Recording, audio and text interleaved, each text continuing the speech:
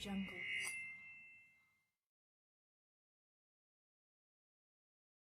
Malam hari ini dari Teater Anterdance yang akan menyampaikan sebuah pesan tentang sejarah lahirnya Nahdlatul Ulama dan bangkitnya Indonesia. Kita sambut teman-teman dari Teater Anterdance. Kami persilahkan.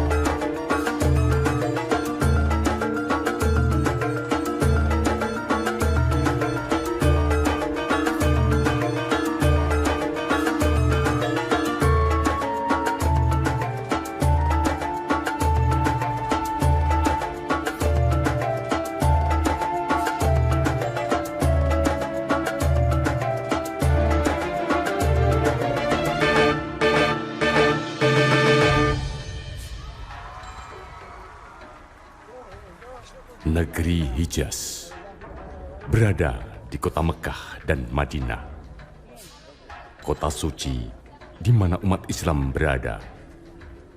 Di negeri inilah umat Islam datang dari berbagai penjuru dunia. Mereka datang mulai dari berdagang hingga beribadah. Masyarakatnya hidup dengan damai.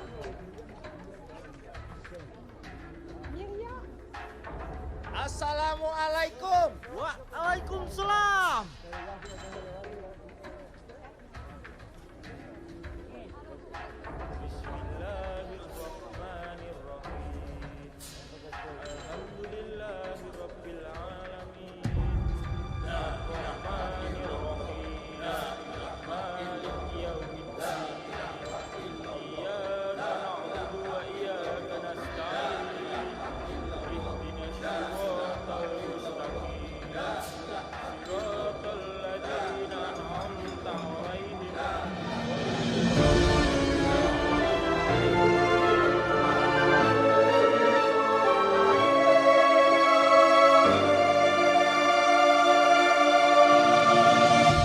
Tiba-tiba pasukan Raja Saud dan Laskar Wahabi datang.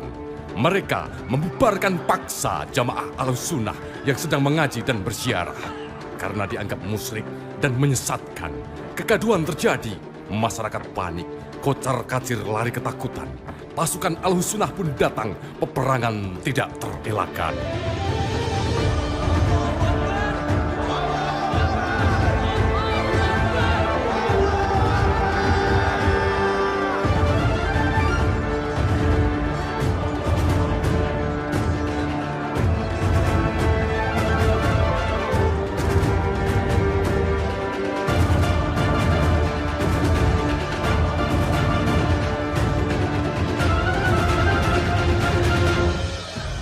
Peperangan menjadi tidak seimbang.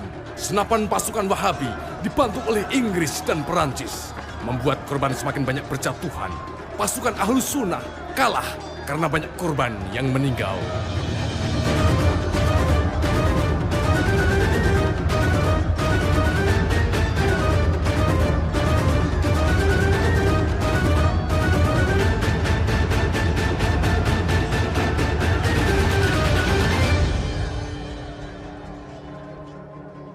Tahun 1924,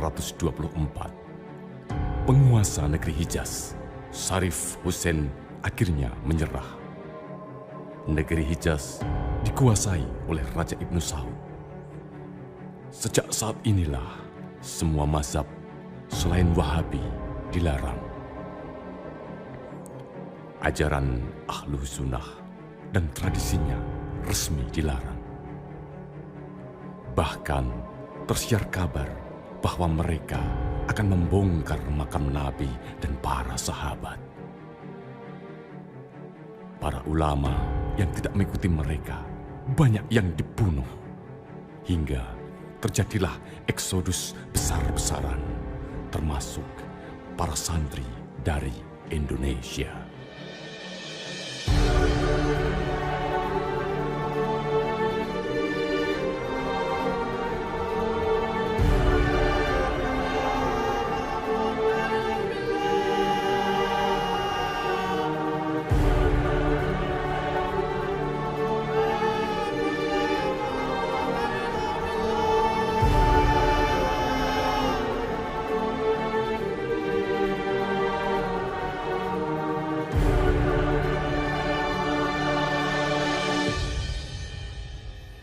Di tanah air, melihat kondisi yang sangat memprihatinkan bagi kondisi umat Islam pada waktu itu, para kiai sepuh bertemu untuk mencari solusi penyelamatan ajaran Ahlus Sunnah wal Jamaah. Atas restu Mbah Hasyim Asy'ari, Mbah Wahab Hasbullah membentuk Komite Hijaz untuk merumuskan 5 poin kesepakatan untuk Raja Ibnu Saud. Setelah 5 poin kesepakatan disusun, Mbah Wahab beserta perwakilan Komite Hijaz pergi menemui Raja Ibnu Saud. Namun, kesepakatan ditolak karena dianggap tidak memiliki kekuatan untuk mewakili aspirasi umat Islam saat itu.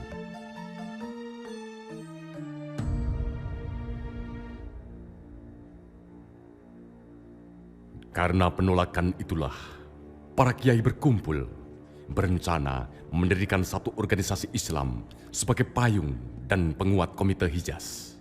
Namun, ada keraguan di benak Mbah Hasyim Asy'ari. Siapa? Saya Asad, Kiai. Saya disuruh Kiai Khalil untuk mengantar tongkat.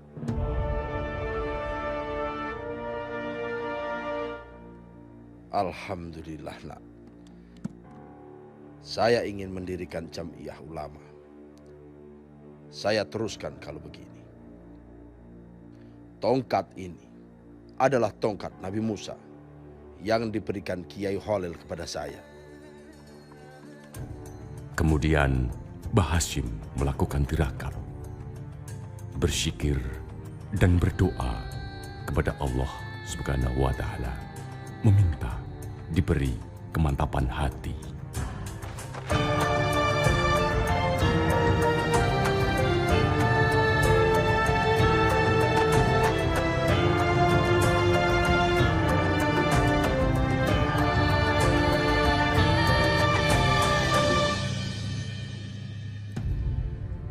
Kedatangan Asyad yang pertama tidak sepenuhnya membuat Mbah Hasyim mantap untuk melangkah.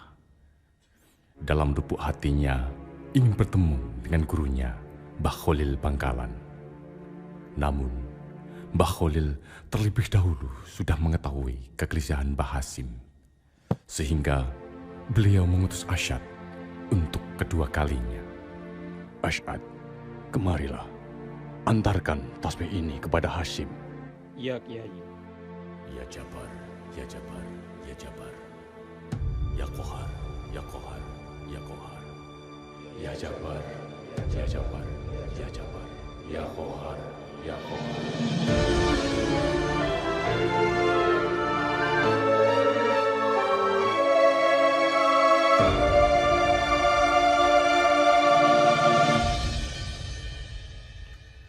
Setelah berjalan panjang, akhirnya Kiai Asyad muda sampai di Tebu Ireng. Apa itu? Saya didhawuhi Kiai Khalil untuk mengantarkan tasbih ini, Kiai. Masya Allah, Masya Allah. Saya diperhatikan betul oleh guru saya. Mana tasbihnya? Ini, Kiai. Tasbih ini dikalungkan oleh Kiai Khalil ke leher saya. Sampai sekarang, saya tidak memegangnya. Saya takut su'ul adab kepada guru, sebab tasbih ini untuk Kiai.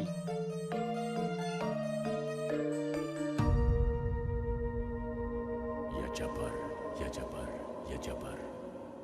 ya Kohar, ya Kohar, ya Kohar. Sopo sing rusak NU bakal acur.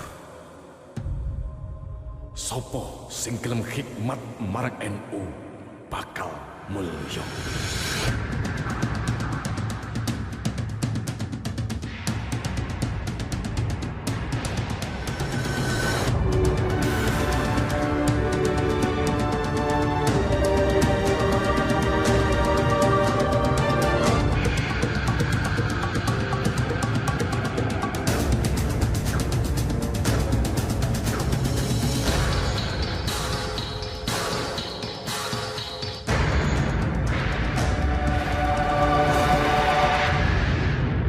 Akhirnya, pada tanggal 16 Rojab 1344 Hijriah, para ulama resmi mendirikan organisasi Islam dan diberi nama Nahdlatul Ulama yang berarti kebangkitan ulama.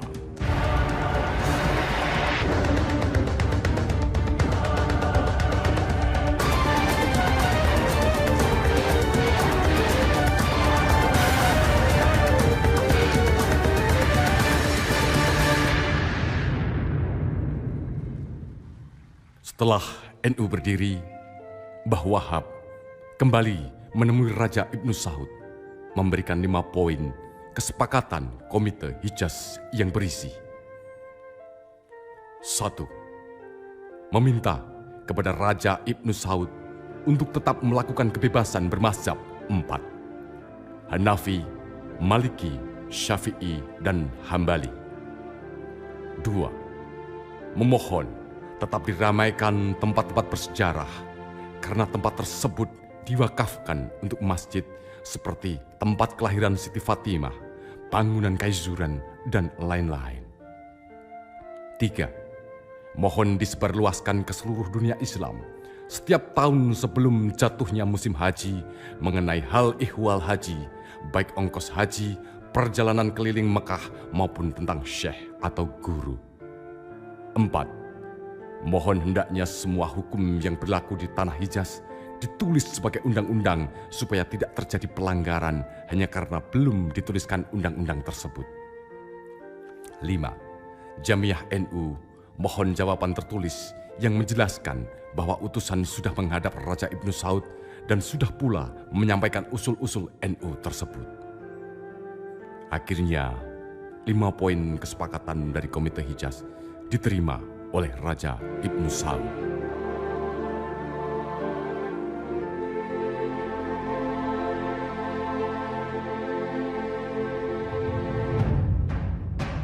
(1928) Perjuangan melawan penjajah di Indonesia masih terus berlanjut. Penjajah belum dikalahkan karena belum adanya persatuan. Akhirnya, para tokoh berkumpul mengadakan ikrar Sumpah Pemuda untuk menyatukan Indonesia.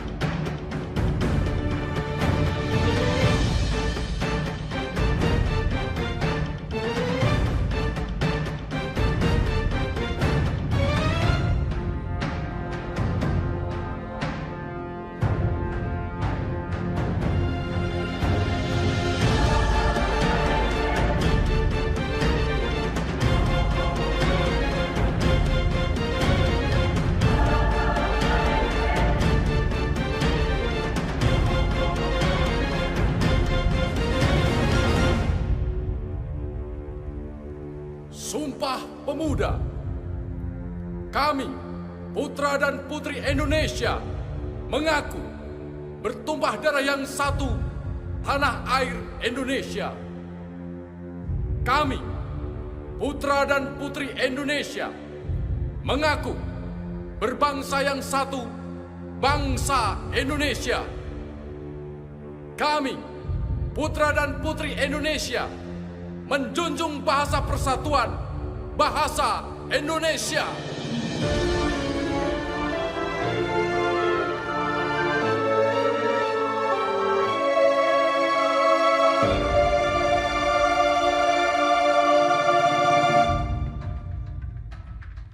(1934) Muktamar NU yang ke-9 di Banyuwangi.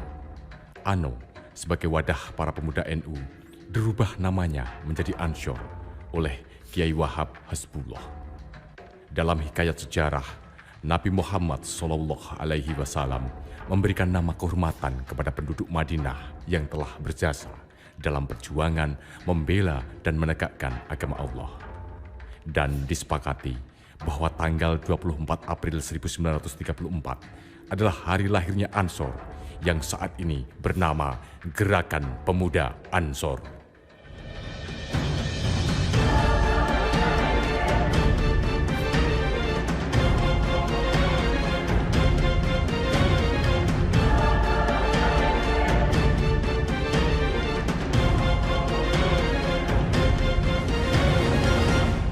(1945) Pegangsaan Timur 56, Soekarno-Hatta membacakan teks proklamasi kemerdekaan Indonesia, sebuah tonggak kedaulatan berdirinya Republik Indonesia. Proklamasi. Kami, bangsa Indonesia,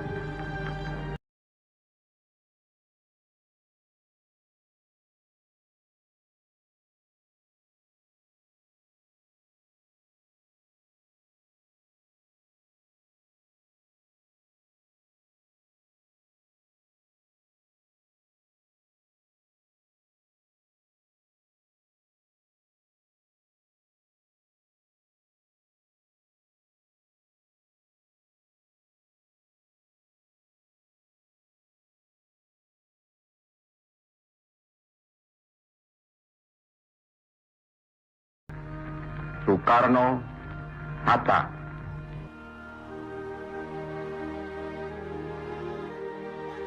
Setelah proklamasi, Belanda tidak mengakui kemerdekaan Indonesia. Mereka semakin memboikot dan memonopoli perdagangan. Rakyat Indonesia semakin menderita.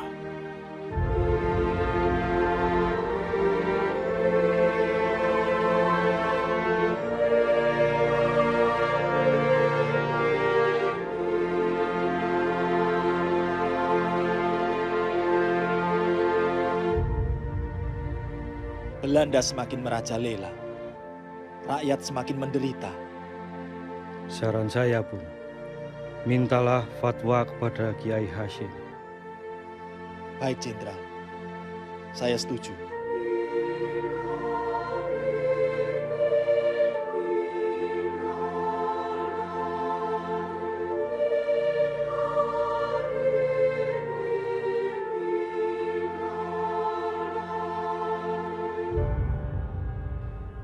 Kiai, penjajah sudah semakin beringas.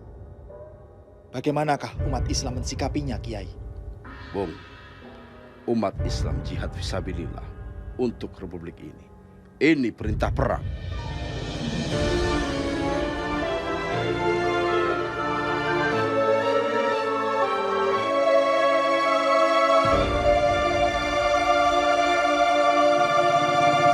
Setelah kepulangan Bung Karno, Kiai Hasyim Asy'ari mengumpulkan para santri dan mengeluarkan fatwa resolusi jihad. Kemerdekaan Indonesia yang diproklamasikan pada 17 Agustus wajib dipertahankan. Republik Indonesia sebagai satu-satunya pemerintahan yang sah harus dijaga dan ditolong. Musuh Republik Indonesia yaitu Belanda yang kembali ke Indonesia dengan bantuan sekutu Inggris pasti akan menggunakan cara-cara politik dan militer untuk menjajah kembali Indonesia. Umat Islam terutama anggota NU harus mengangkat senjata melawan penjajah Belanda dan sekutunya yang ingin menjajah Indonesia kembali. Kewajiban ini merupakan perang suci, jihad, dan merupakan kewajiban bagi setiap muslim yang tinggal dalam radius 94 km. Sedangkan mereka yang tinggal di luar radius tersebut harus membantu dalam bentuk material terhadap mereka yang berjuang.